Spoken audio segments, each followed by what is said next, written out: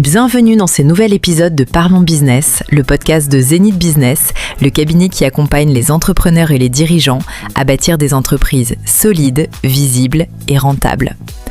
Est-ce que tu passes tes journées à chercher des clients, à prospecter, à relancer, à envoyer des messages, à courir après des rendez-vous ? Est-ce que l'acquisition de nouveaux clients repose entièrement sur ton énergie personnelle et que le jour où tu t'arrêtes, le flux s'arrête aussi ? Si ta réponse honnête, c'est oui, cet épisode va changer ta façon de travailler. Parce qu'aujourd'hui, on va parler de l'une des décisions stratégiques les plus importantes qu'un entrepreneur puisse prendre. Choisir la bonne stratégie d'acquisition client selon là où il en est réellement dans son parcours. Pas selon ce qu'il voit faire par d'autres, pas selon ce qui est à la mode sur Internet. Selon son stade de croissance, ses ressources réelles, son marché et ses objectifs. On va parler d'inbound, on va parler d'outbound et surtout, on va te donner une matrice de décision concrète pour que tu saches exactement quoi faire dès aujourd'hui. C'est parti. Commençons par poser les bases, parce que ces deux mots, inbound et outbound, sont souvent utilisés à tort et à travers. Et tant qu'on ne les comprend pas clairement, on ne peut pas choisir intelligemment entre eux. L'outbound, c'est simple, c'est toi qui vas vers le client. Tu prends l'initiative du premier contact, tu prospectes, tu appelles, tu envoies des messages, tu te déplaces, tu démarches, tu vas dans les événements pour rencontrer des prospects. C'est une démarche active, directe, volontariste. Le client ne sait pas forcément que tu existes et c'est toi qui vas lui apprendre. L'inbound, c'est l'inverse. C'est le client qui vient vers toi. Il a vu ton contenu sur LinkedIn, il t'a été recommandé par quelqu'un, il a trouvé ton site en cherchant une solution à son problème, il a entendu parler de toi dans son réseau, et il t'appelle, il t'écrit, il remplit un formulaire de contact. C'est une démarche d'attraction. Tu crées les conditions pour que les bons clients te trouvent naturellement. Voilà la première chose fondamentale à comprendre. Ces deux stratégies ne s'opposent pas. Elles se complètent. Le vrai problème n'est pas de choisir l'une contre l'autre, c'est de savoir laquelle doit dominer à chaque moment de ta vie entrepreneuriale. Et c'est exactement ce que beaucoup d'entrepreneurs ratent. Ils choisissent par défaut, par imitation, par intuition et non par stratégie. Pour comprendre quelle stratégie adopter, il faut d'abord comprendre à quel stade tu te trouves. Parce qu'une start-up en phase de lancement et une PME établie depuis 5 ans n'ont pas les mêmes réalités, pas les mêmes ressources, pas les mêmes leviers. Il y a 3 stades fondamentaux dans la vie d'une entreprise. Le premier stade, c'est la survie. C'est la période des 0 à 12 mois. Tu viens de lancer, le marché ne te connaît pas encore. Tu n'as pas de notoriété. Tu n'as pas ou peu de budget. Tu n'as pas de preuve sociale, pas de témoignage client, pas de référence, pas de portfolio suffisant. Dans cet état, attendre que les clients viennent à toi est une stratégie suicidaire. Tu dois aller les chercher. Le deuxième stade, c'est la stabilisation. C'est la période d'1 à 3 ans environ. Tu as tes premiers clients, tu commences à être connu dans ton cercle, dans ton secteur, dans ta zone géographique. Tu as quelques références solides. Tu as une petite réputation qui commence à circuler. À ce stade, tu peux commencer à construire des actifs d'attraction, mais tu ne peux pas encore relâcher ta prospection. Le troisième stade, c'est la croissance structurée. C'est quand tu as plus de 3 ans d'existence, une notoriété établie, une équipe en place, un budget disponible et une réputation qui précède tes rendez-vous commerciaux. À ce stade, continuer à prospecter manuellement comme si tu démarrais est une erreur de pilotage. Tu dois industrialiser ton acquisition. Positionne-toi honnêtement sur cette échelle. Pas où tu voudrais être, où tu es vraiment. C'est la base de tout ce qui suit. Parlons maintenant de l'outbound en profondeur. Parce que ce mot a mauvaise presse. Beaucoup d'entrepreneurs le fuient. Ils trouvent ça agressif, intrusif, inconfortable. Et je comprends cette réticence. Mais je vais te dire quelque chose de direct. Si tu es en phase de démarrage et que tu évites l'outbound, tu es en train de mourir lentement. Au démarrage, l'outbound n'est pas une option, c'est une obligation. Pourquoi ? Parce que personne ne te cherche encore.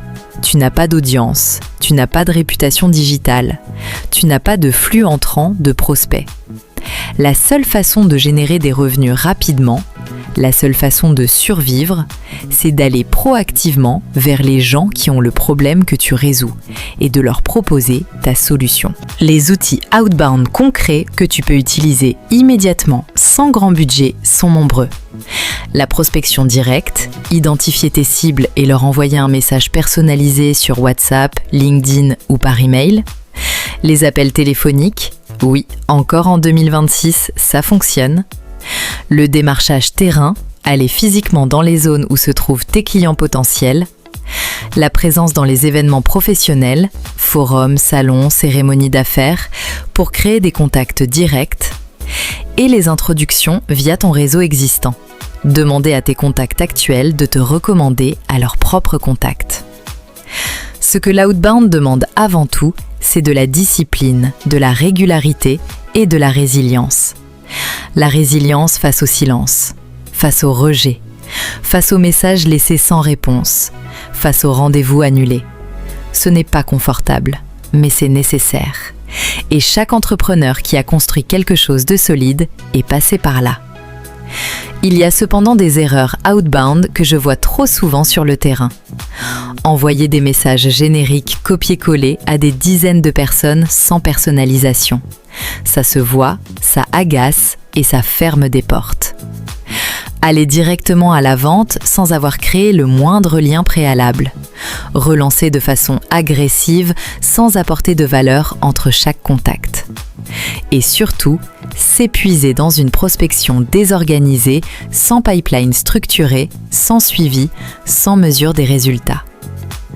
L'outbound efficace est un système, pas une série d'actions aléatoires. Et comment savoir quand l'outbound seul ne suffit plus ? Il y a des signaux. Quand tu passes plus de temps à prospecter qu'à délivrer. Quand ton taux de conversion stagne malgré tes efforts. Quand tu réalises que chaque nouveau client te coûte autant d'énergie que le premier. C'est le moment de commencer à construire en parallèle tes actifs d'attraction. Passons à l'inbound et commençons par démolir un mythe qui coûte très cher à beaucoup d'entrepreneurs africains. L'inbound ne fonctionne pas au démarrage. Je le dis clairement parce que je vois trop d'entrepreneurs passer leurs 3 premiers mois à poster du contenu sur Instagram, à écrire des articles LinkedIn, à construire un site web et à se décourager parce que rien ne vient. Aucun prospect, aucun appel, aucun client. Ce n'est pas parce que leur contenu est mauvais. C'est parce que l'inbound est une stratégie de long terme qui nécessite une audience préexistante pour fonctionner. Et au démarrage, tu n'as pas d'audience. Tu parles dans le vide. L'inbound, ça prend du temps. Ça prend de la constance, ça prend de la patience.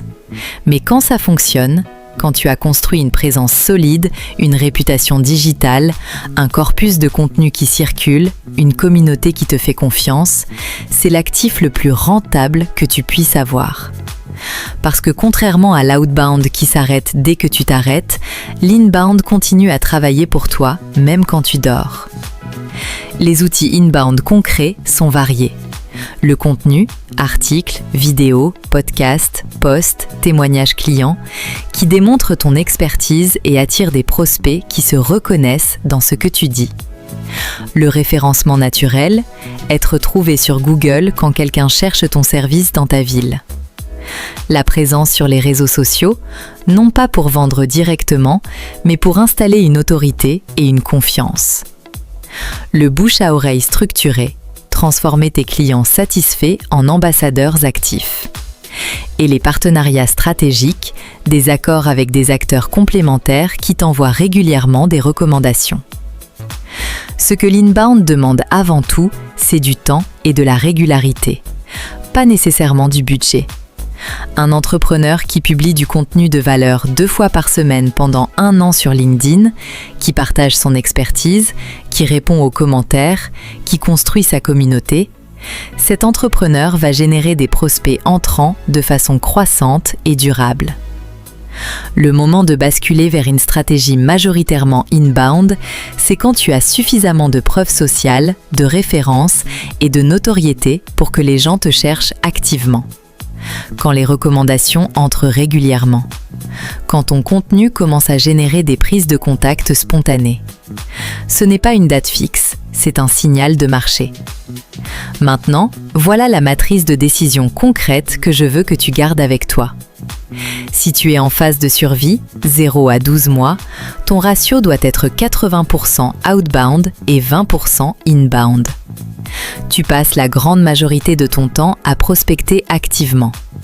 Le 20% inbound, c'est poser les premières bases. Créer ton profil LinkedIn, publier quelques contenus, demander tes premiers témoignages. Mais l'essentiel de ton énergie va à l'outbound. Si tu es en phase de stabilisation, 1 à 3 ans, ton ratio évolue vers 50-50. Tu continues ta prospection active parce que tu as encore besoin de contrôler ton flux client. Mais tu investis simultanément dans la construction de tes actifs d'attraction. Tu publies plus régulièrement, tu structures ton programme de recommandation, tu travailles ta réputation digitale. Les deux stratégies se développent en parallèle.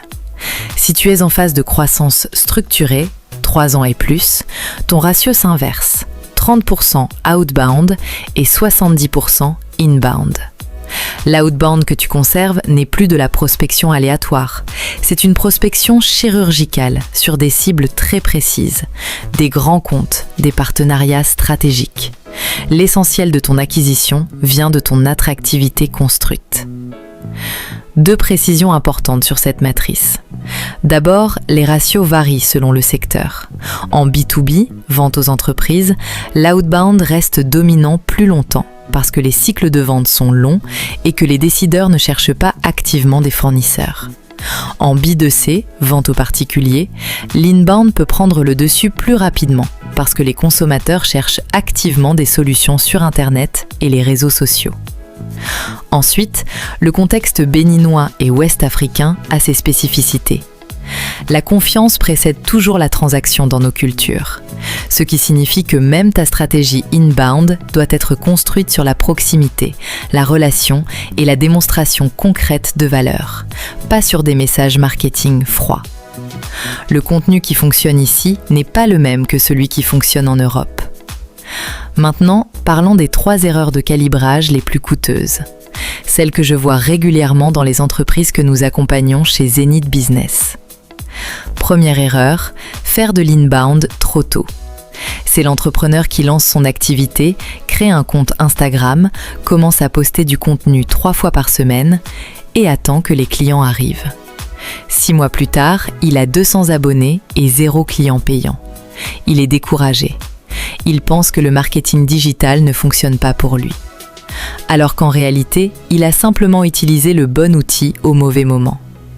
L'inbound sans audience préexistante, c'est comme allumer un feu sans bois, ça ne prend pas.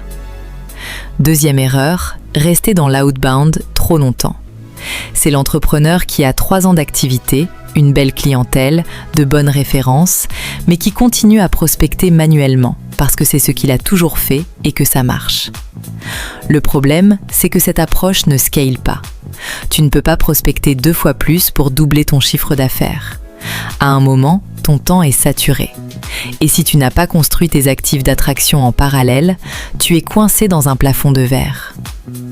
Troisième erreur, copier la stratégie d'une grande entreprise avec un budget de PME. L'entrepreneur qui voit une multinationale faire de la publicité sur toutes les plateformes, qui investit dans une campagne Facebook Ads sans avoir testé son message ni validé son tunnel de conversion, et qui brûle son budget en quelques semaines sans résultat. Les grandes entreprises ont des équipes, des données, des budgets de test. Toi, à ton stade, chaque franc investi doit avoir un retour mesurable. La sophistication vient avec les ressources, pas avant. Maintenant, quel que soit ton profil, voilà un plan d'action concret pour cette semaine. Si tu démarres, phase de survie, fais ces 3 choses. Identifie 20 personnes dans ton réseau immédiat qui pourraient être clientes ou qui connaissent des clients potentiels. Envoie-leur un message personnalisé qui explique clairement ce que tu fais et ce que tu proposes. Et fixe-toi un objectif de 5 nouvelles prises de contact par jour, 5 jours par semaine. Pas plus, pas moins. La régularité avant le volume. Si tu es en stabilisation, 1 à 3 ans, fais ces 3 choses. Demande à tes 5 meilleurs clients actuels de te rédiger un témoignage ou une recommandation écrite. Publie ce témoignage sur ta page LinkedIn avec un commentaire qui explique le problème que tu as résolu pour eux. Et identifie un partenaire complémentaire à ton activité avec qui tu peux construire un accord de recommandation croisé. Si tu es en croissance, plus de 3 ans, fais ces 3 choses. Audite ton acquisition actuelle et mesure ton coût d'acquisition client réel. Identifie le canal qui te génère les prospects les plus qualifiés et double ton investissement dessus. Et construis un système de contenu régulier, une publication par semaine minimum, qui positionne ton expertise et travaille pour toi en continu. Voilà ce qu'on retient de cet épisode. L'outbound te donne des clients aujourd'hui. L'inbound te donne des clients demain. Et les deux ensemble, calibrés intelligemment selon ton stade de croissance, te donnent une entreprise qui dure. Il n'y a pas de bonne ou de mauvaise stratégie en absolu. Il y a la stratégie adaptée à ton moment. Et le plus grand service que tu puisses te rendre aujourd'hui, c'est d'être honnête sur là où tu en es vraiment. Et d'aligner ta stratégie d'acquisition sur cette réalité. La question que je te laisse cette semaine, à quel stade es-tu vraiment ? Et est-ce que ta stratégie d'acquisition reflète honnêtement ce stade ? Si tu veux aller plus loin, si tu veux qu'on audite ensemble ta stratégie d'acquisition et qu'on construise un plan calibré à ton stade, ton secteur et tes ressources, c'est exactement ce que nous faisons chez Zenith Business. Un accompagnement sur mesure ancré dans ta réalité, orienté résultat. Merci d'avoir écouté cet épisode de Parlons Business. Si ce contenu t'a été utile, partage-le à un entrepreneur dans ton entourage qui cherche encore comment attirer ses prochains clients. À très vite.